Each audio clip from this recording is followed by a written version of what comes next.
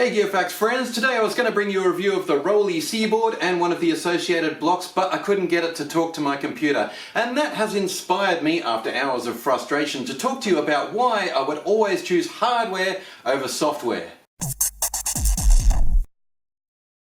Well, to be fair, that's probably a bit glib. I do use software sometimes, and I use apps on an iPad and that kind of thing. The advantages are quite clear. You can get the same specification synthesizers for far less money.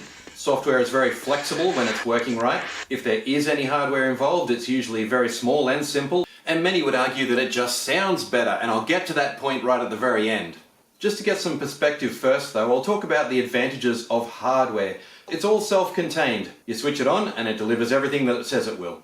It's often, but not always, a bit more portable. It has a lot more credibility on stage, and I say that because a band playing on stage with a laptop somewhere in there as well is really not a very good look. An audience doesn't trust a laptop or an iPad running in the background. They don't know how much of the performance it's controlling. They want to see you, the musician.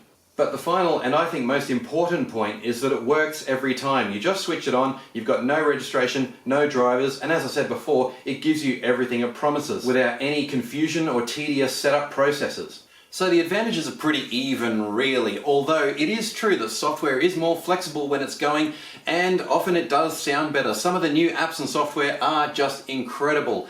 But how much does that really matter? This may sound like a really stupid question, but friends, the truth is a great song is a great song. The vast majority of people won't be listening to component sounds, they'll be listening to the performance.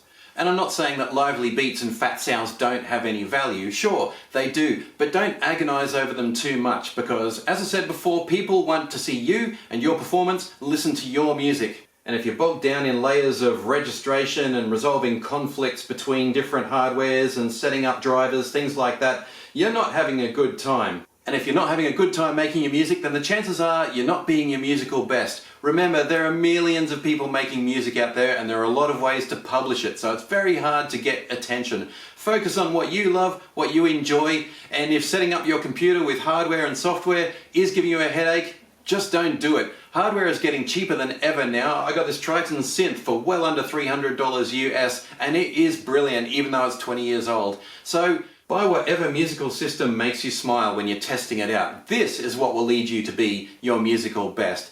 Anyway, that's my opinion. Please put in a comment if you'd like to add something to that, and also subscribe to Gearfacts while you're at it. Thanks for watching, and I'll see you on the next one.